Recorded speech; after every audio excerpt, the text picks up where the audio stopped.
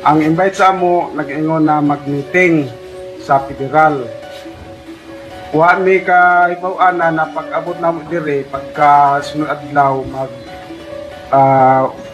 operasyon padlak.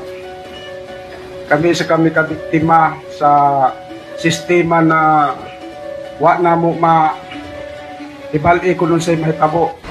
Nag-surrender kami, wa mi kasayo sila mga plano na kontra sila sa gobyerno. Sir, marato ako ang kuan. Ano ka man nakaabot diri? Yung sa ninyo pag sa inyong mode of transportation from Moncayo to Surigao City? We continued the conduct of documentation and processing kadtong mga nag-surrender. Actually, may mga moabot pa na mag-surrender sa either sa CIDG, sa PMFC, or diri sa Surigao City Police Station. Okay. Yun, may mga miyembro na sa sinabing bagong kulto sa Surigao. Pero ayon sa kapitan, mga mahigit 5 taon na pala itong naging problema sa kanilang barangay. No? Na sumuko sa PNP. At yun, iniharap sa isinagawang press conference courtesy sa RPN kay DX KS Surigao City. Sa isinagawang press conference, yon sinabi ng ilan sa kanilang sumuko at meron pa umanong dagdag na susuko na nabudol sila.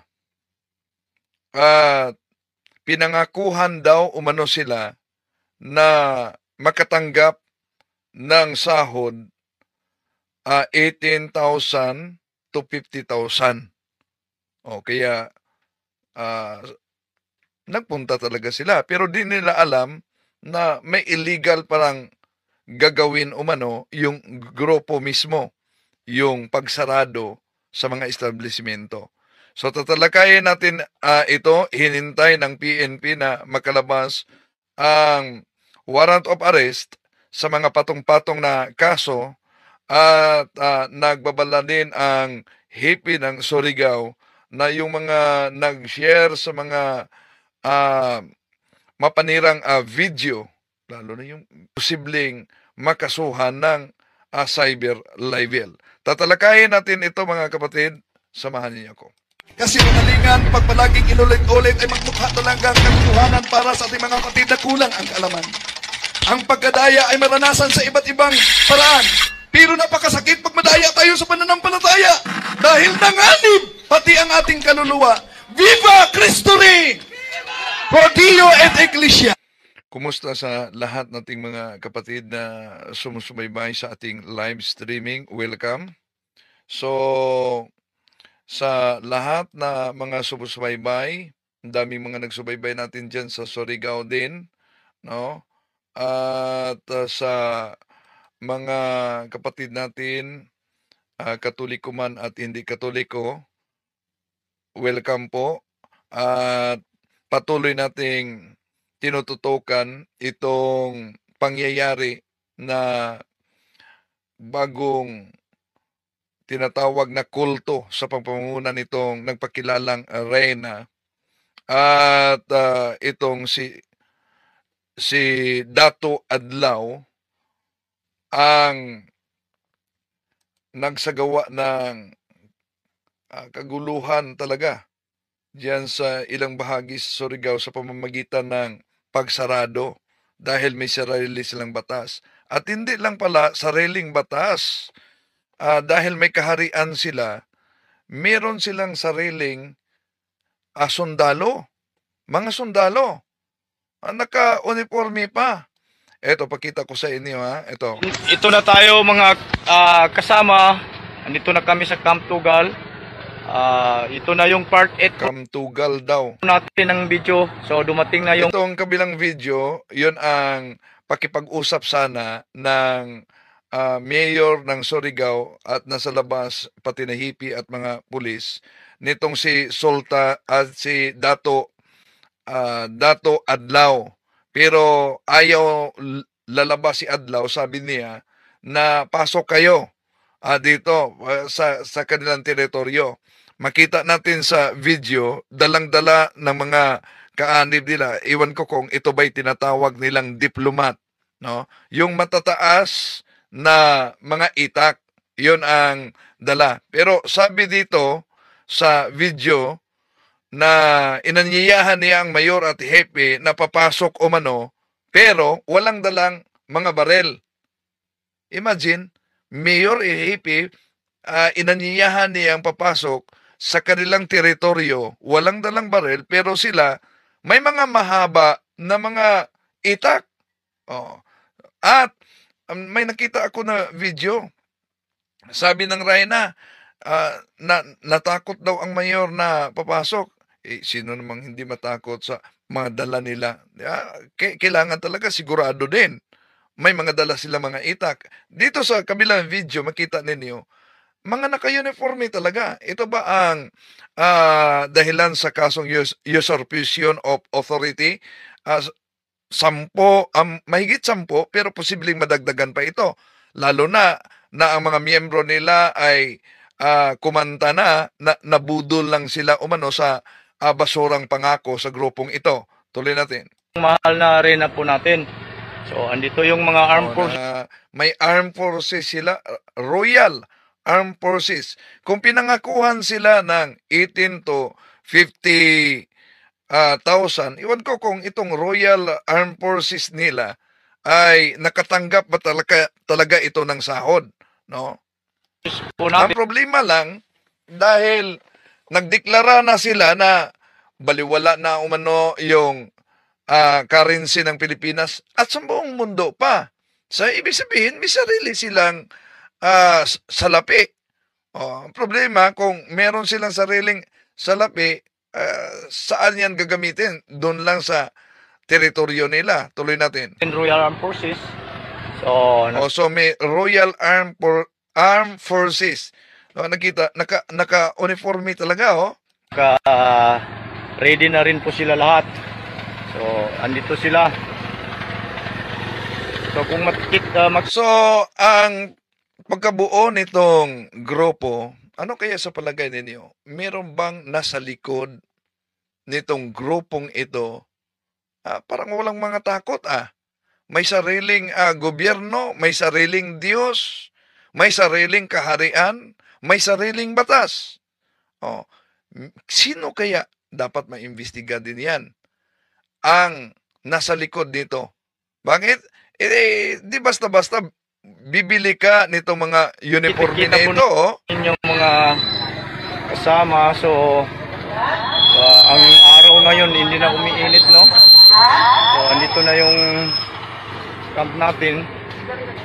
Mga uniforme yan. So, uniforme ng sundalo. Kung maalala ninyo, yung live ni Dato Adlaw, di po ba, nanawagan siya sa AFA na papuntahin niya sa naturang teritoryo dahil may mga pulis umano nagbabantay sa kanila sa labas. Wala bang koneksyon tulad sa kay Senior Aguila ang AFA kaugnay dito? Dapat din maimbestigahan ito.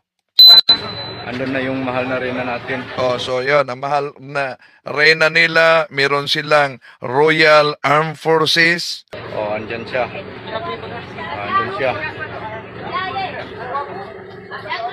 So, andito si mahal na reyna po natin. Yan ang mahal na reyna nila umano. Ngayon, punta tayo sa press conference sa iniharap ng PNP kasama yung at may pahayag din ang hipi ng Surigao, attorney daw umano itong hipi ng Surigao, kasama yung provincial director kaugnay sa mga sumuko at yung mga kumakalat na video, lalo na yung mga nag-share sa mga mapanirang video. Dito, sa videong ito mga kapatid, ipinahayag ng mga sumuko na sila'y nabudo lang. Inimbitahan sila para sa isang meeting sa naturang sikta Pero di nila alam na may plano daw umano na magsagawa ng pagsasarado sa mga establishmento. No? Pakinggan natin sa mga Tagalog na di makaunawa ng Cebuano, isasalin po natin.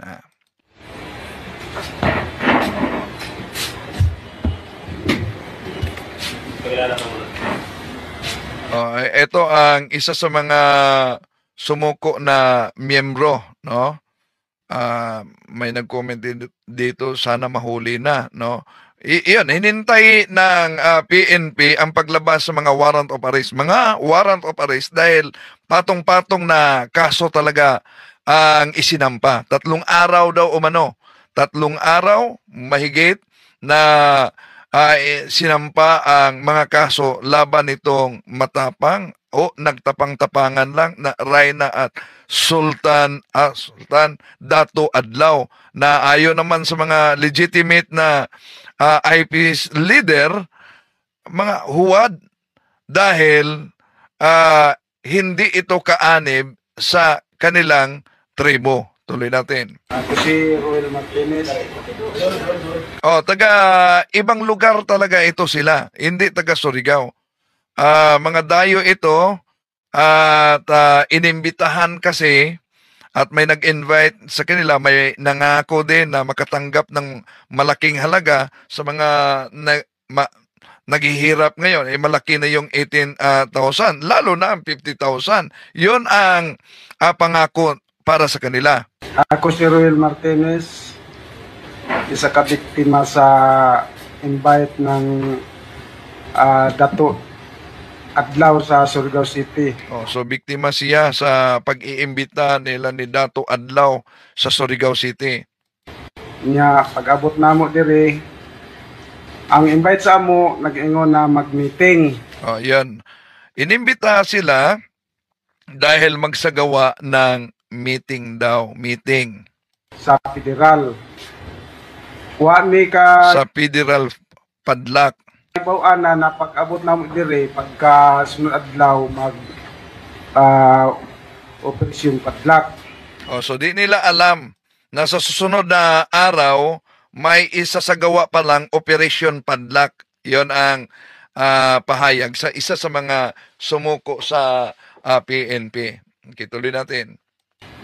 Kami kabiktima sa sistema na wa na mo ibalik ko nun sa mahitabo. So sa mga di lang nakaunawa, yon ang dahilan na isinali natin. Dahil yung mga Cebuano magrereklamo kasi wag na sana isasalin. Buti kayo, makaintindi kayo, pero daming mga Tagalog kasi na di makaunawa ng Cebuano. No? Yon, biktima lang umano sila.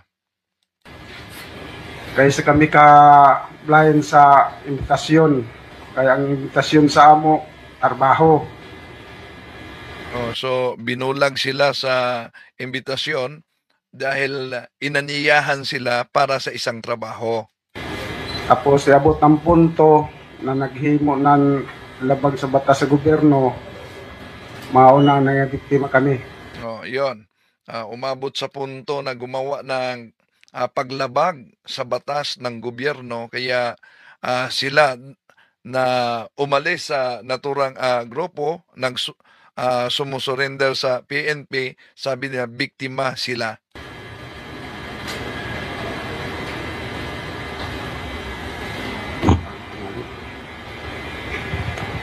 Okay, so that was the statement from one of the victims or surrenderies.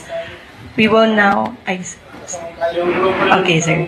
So kaya malaking posibilidad na dahil may nabudol, dagdag na naman na kaso ito, no?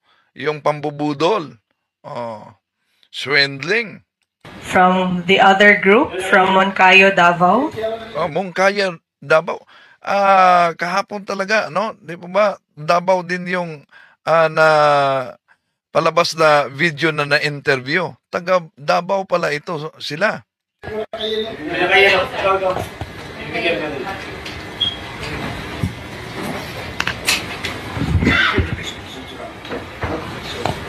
Ako si Danilo Montalbo.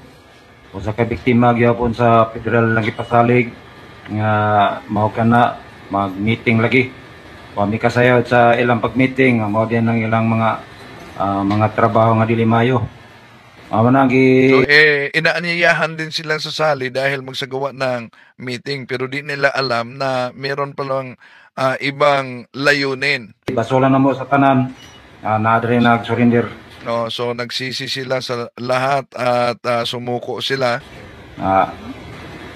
Wa gyud kuan mi sa Courtesy sa RPN DXKI Surigao. Ito din, grabing banta ng nagpakilalang reyna-reyna ng naturang grupo, ang media ng RPN.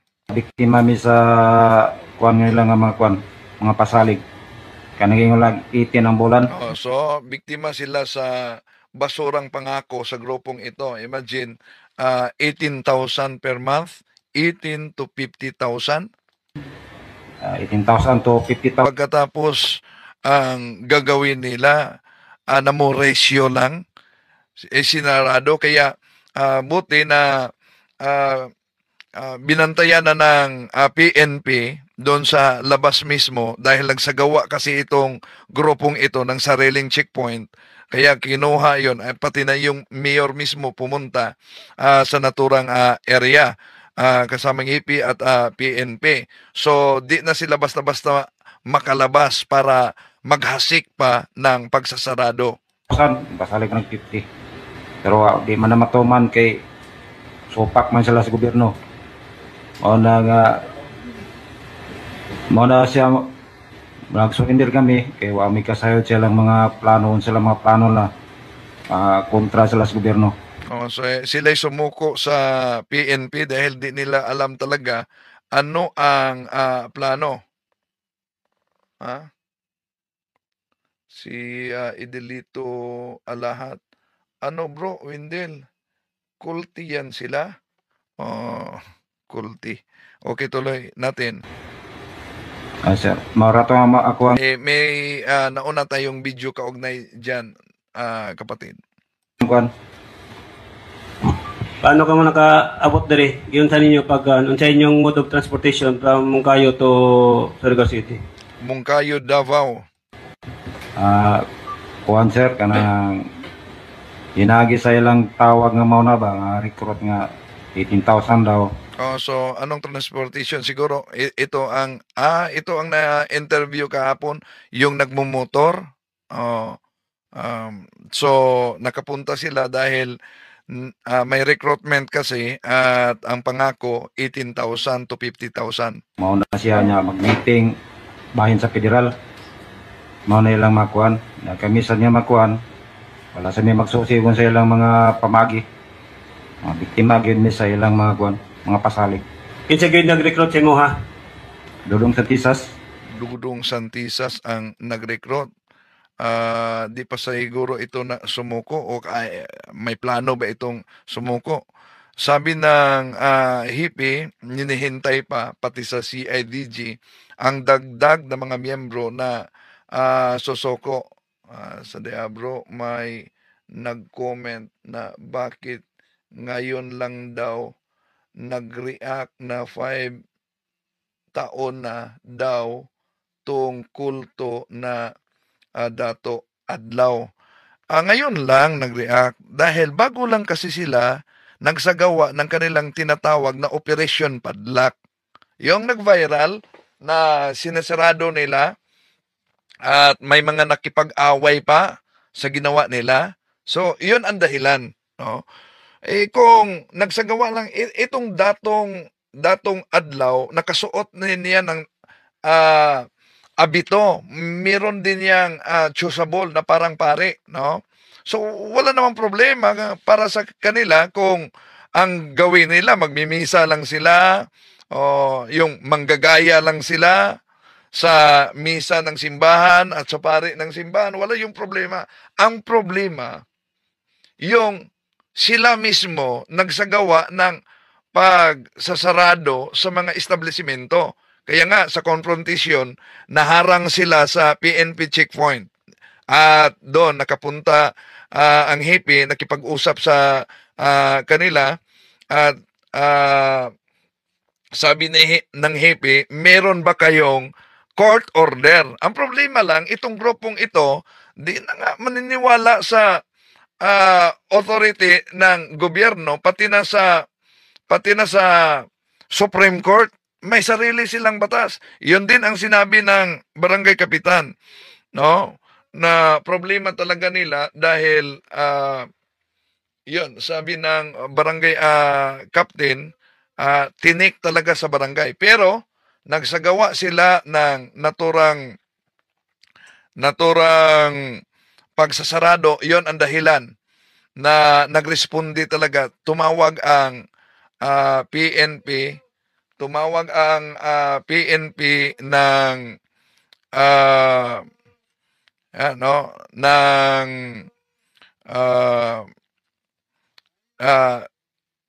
sandali muna, may nag-ayo. So, tuloy natin mga kapatid. Pag-share ng isa ka dili maayo na video dyan sa social media is mahigpit na ipinagbabawal dyan sa cybercrime law. So, kaya ito ang hippie mga kapatid. Gani yan, even ang pag-comments kadto ng mga kadto ng mga video, there is always a corresponding criminal liability diri sa cybercrime law nato. In this coming days, you will find out kung may warrant of arrest ba na si Bae Lourdes Infante. So habang hinintay pa ang sa korte para sa warrant of arrest, no? At nauna nang pinaliwanag mismo ng hippie, di nila basta-basta malusob dahil ayon kay Police Colonel Dablo, wala na silang pagkakaiba sa kulto mismo po pag lulusobin nila na di naayon sa batas. Pero pag may warrant of arrest na, so yon, pag may warrant of arrest na mga kapatid, mahuli talaga ito. We will update you until such time na madak pa namang tao. Kung tanan na mga instance ng Regional Anti-Cybercrime Unit, actually 3D sila din nag-process ng mga kadto ng mga electronic evidence. And then na-preserve na nila tanan. And sa mga sunod na adlaw mo balik adto dire para sa pag-file diyan sa city prosecutors nato. Kadtong tanan na na-identify na nag-violate dun sa sa cybercrime law, to include kadtong mga nag-share ng mga video. Maugani yan matingay ra kantaan anong sir, nag-post raman kami, nag-share raman kami, nganong nagawasan man kami ng warrant. Remember na ignorance of the law excuses no one from compliance therewith. Trabaho nyo na i-find out kung ano ang legal sa ka-illegal. Sinabi na nato na be responsible and accountable social media user. Sandali mo na ha. Patuloy natin si Hepe dahil may palaging nag-aayo dyan sa labas. Sandali mo na. Sa ila na, Sir John, kung anong nila, kasi dili ko na kasi nasa balaod man good na ang na yan, ang provision na yan, na once na nag-share ka, nag-repost, kung ano pang tagbutang nila dyan, depende sa findings ng prosecutor, once na ma-found out nila na may probable cause, kana na ipinail na criminal complaints for violation of cybercrime law, basically i-file ang information sa korte. Remember kaning delikado ining cybercrime law. Ano ang reason? Dili siya kapareho ng mga violation doon sa revised. Sandali muna. May palaging nag-aayo dyan sa labas. Meron palang nagpadalang chop. Okay, tuloy natin. Penal code. Ang special manggod, pag nakabiolate ka niyan, good faith is not a valid defense pagdating sa pag abot ka ni sa mga violation sa special laws. Kasi ang pangutana naman dyan, did you violate the special law? Di naman sabihin, sir, dili ako nakahibalo. Wala akong intensyon na in good faith ako. You cannot do that because this is special law. Sa kakaning violation sa cybercrime law, grabe kataas ng penalty niyan. Kaya sabi ko gani, be responsible and accountable social media users. Okay, yon ang pahayag ng EP mga kapatid, no? Ano yan, Sergio, na dili pa na mo dili pa muna, may nagtawag din. Okay. Na mo masabi as of this time, considering that we continued the conduct of documentation and processing kadtong mga nag-surrender. Actually, may mga moabot pa na mag-surrenderay sa either sa CIDG, sa PMFC, or diri sa Surigao City Police Station. So may dagdag pa na susuko sa grupo nila ni Dato Adlaw at itong Reyna na ito. So, maugani yan na tag-encourage na mo na as much as possible habang sa iyo pa pag-surrender guide ka mo kasi anyway. Ayan ang panawagan ng HEPI kasama ang Provincial Director Police Colonel Dablo ng Surigao na habang may panahon pa, pwede kayo, lalo na yung sinasabing mga nabudol, dahil pag lalabas na yung patong-patong na warrant of arrest, ayun, posible binantayan talaga ng PNP na di basta-basta makalabas, lalo na yung si Dato Adlaw at yung Reyna na umiyak na. You can invoke naman dun sa during the preliminary investigation dun sa City Prosecutor's Office na ikaw tag-ilad ka sa ng kwan kasi kung tag-ilad ka wala man na criminal intent, basically malusutan nila kung tinuod na tag-ilad sila. Sa di nakaunawa ng Cebuano, kung yung mga sumuko at igiliit nila na nabudol lang sila, nadaya lang sila, so malusutan nila dahil wala silang plano, wala silang criminal intent, lalo na sa plano na pagsasarado at paghahasik ng kaguluhan. So, mao na tabangan nato kasi inimanggod na mga tawhana sa mga biktima raman sa bud. Yan ang sabi ng HEPI, tulungan natin sila dahil ang mga taong ito ay mga biktima rin. So, una naman, even ato na kung tanawon yung even katong educational attainments nila, makita nyo gayud ng video ubos siya. Dili man sa nagdiskrimita, pero ubos gayud ang kanyang, madali gayud sila na makuan, madali sila na ma-exploit kanina mga tawhana. Yung mga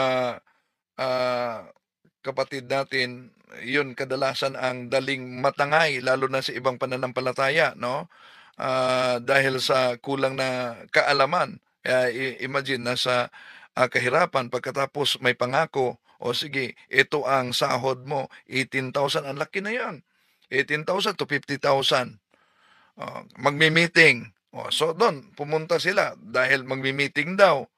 At may pangakong 18,000 to 50,000. Pagkatapos, di umano nila alam na yun, may plano pala na maghahasik ng kaguluhan sa pagsasarado ng mga establishmento. Tuloy natin. Ang nahitabo manggod kanisab na mga tawhana na nag-surrender. Nung na-recruit sila, adto sila tagbutang sa kwan doon sa tagtawag nila na Sandali muna bago ipatuloy si Hippie. Sabi ni Bineng, pahingi ng contact number ni Sis Aida please sa exorcism bill. Mag-message ka, kapatid, mag-message ka lang doon sa Facebook page kay Sis Aida, no? Mag-message ka doon. Nakalagay yon sa Facebook page. Pwede ka mag-message doon. Okay? So tuloy natin si Hippie. Kampo ba? Kanina mga tribo. At the same time, automatic inisyuhan sila ng mga bladed weapon kadto na samurai, kadto na sundang. Daily sila nakaibalo kasi expectation kasi nila na trabaho ang taghatag sa ila. So may issue na silang mga itak, may samurai pa, di ba nakita natin? Pero ang pangako talaga may trabahong ibigay. How about yung mga nakasuot ng uniforming sundalo na Royal EFP daw umano? Ang kasabutan nila at the same time kadto na salary. Normally, pag ingana man gud ang motivation dun sa tawo, ikaw hatagan ka nang sabihin nato 10,000 or 18,000. Ay malaki na yung 10,000, di ba? Nasahod. Malaki na yan lalo na sa mga kapatid nating naghihirap. Sino ba ang di madala sa 18,000 to 50,000 na sahod bawat buwan? That is something na dun sa pamilya ng isa ka tao. Maski kwan, ang problema lamang ani kasi kadusab na mga tao tungod lagi sa kalisod sa kinabuhi. Napugos gayud na mo kan, napugos na nasa kahirapan tayo at kadalasan mga iba't ibang utang babayarin at nahirapan paano magbayad yan. So may nag-offer. Ito, sahod mo. Kahit 10,000, malaki na yan. Pero 18,000 ang offer. 18,000 to 50,000. Kung asa man tong pagka-recruit sa ila. That is why tagtanaw na mo gani ining kwan, tag-istadihan pa ng diri sa CSWDO nato at the same time ng WCPD investigator nato. Kung naay elemento ng qualified human trafficking at the same time large scale. Nako, dagdag na naman. Pinag-aralan pa. Kung meron bang elemento, yon sa qualified trafficking, wala na yang piyansa. Tulad kay Pastor Apollo Kibuloy. Dedikado pag makita sa pag-aaral na may elemento talaga sa human trafficking ang ginawa nitong mga leader na ito. Di po ba si Pastor Apollo Kibuloy walang piyansa yon. Kahit pa mas marami siyang abogado kaysa kaso niya. Pero dahil sa human trafficking, walang piyansa siya. Ayan, pinag-aralan kung meron bang mga elemento sa human trafficking. Dahil delikado, dagdag kaso na naman ito. Large-scale illegal recruitment. Ining large-scale illegal recruitment kasi, pag may 3 or more persons ka na so illegal, dagdag na naman, illegal recruitment, no? Dagdag na naman na kaso ito. At bago lang may nakita ako na post sa social media na naglabas na wala pa lang building permit itong tinitirahan nila ni Dato Adlaw. Wala daw building permit yan. Kasi pinasaligan mo ng trabaho tapos at the end of the day, dili mang bayato ang trabaho na tagpuan mo. That is large scale illegal recruitment. Dili na ba na siya available? Delikado. Kaya magsimula ng manginginig ngayon. Kasi pinuntahan na ng KMGS. Oo nga, pinuntahan ng KMGS ang naturang lugar. At the same time, kaning qualified human trafficking, considering na may minor sila na na-recruit. Ako, dagdag na kaso, pag ma-establish talaga ang mga elemento nito, ang binanggit ng hepe, walang piyansa yan. Nobel yan. So that is qualified human trafficking. The same, grabe kataas ng penalty niya, at the same time, dili na siya available. Additional, ito si Police Colonel Warren Dablo, ang PNP Provincial Director. May 6 pa, Jude, na nag-surrender. May 6 personalities na nag-surrender sa ADG. May 6 na sumuko doon sa CIDG daw. So, we have a total of 15 personalities. So, right now, they are undergoing interview to validate yung from start to finish na niabot kaning pag-surrender nila so that we can make a narrative of events. Kung sagid ang asa nagsugod, ngano nakabot dili sila sa ato ang dakbayan sa... Yan.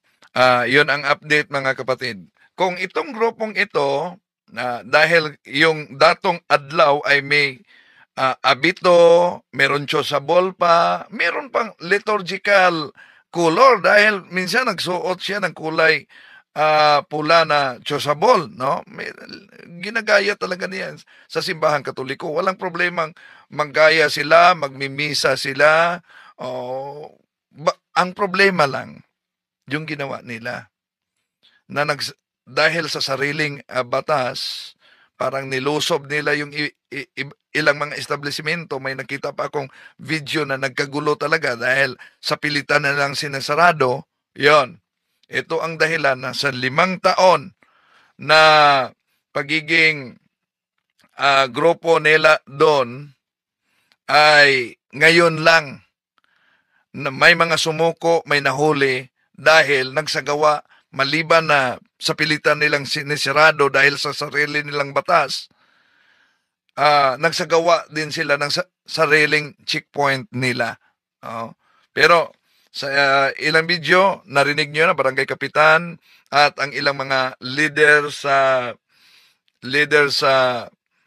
legitimate IPs sa Caraga Region, sa Surigao, na itong grupo ni Dato Adlaw ay hindi talaga kaanib nila sa indigenous people. So maraming salamat sa inyong pagsubaybay. Antabayan na natin ang update, no? Kung dagdag kaso na ba yung sinabi ng HIPI na pag-aralan ang mga elemento sa human trafficking, yung illegal recruitment, dahil wala yung piyansa. So, lalabas ba kailan ang warrant of arrest sa patong-patong na kaso na isinampa laban sa mga leaders, at nanawagan ang HIPI mismo para sa mga nabudol lang.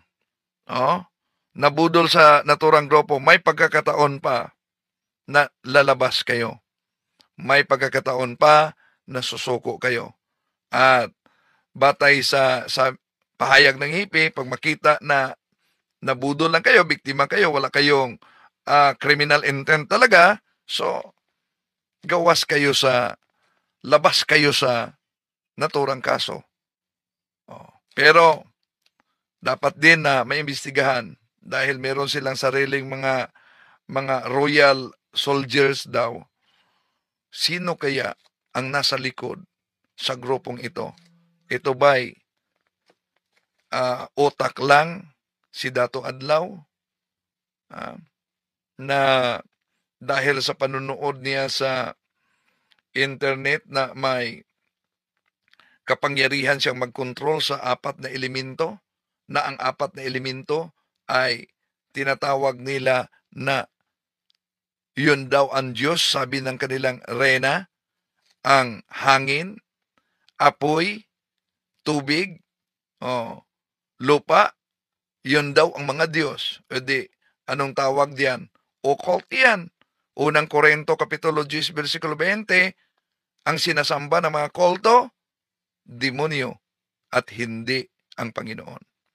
Maraming salamat po. Pagdasal natin yung mga nadaya at sana marami pang mga susuko sa PNP bago lalabas yung warrant of arrest dahil hulihin talaga sila, mga kapatid. Habang pinag-aralan pa yung ibang mga elemento sa posibleng kaso na isasampa, lalo na ang human trafficking at illegal recruitment.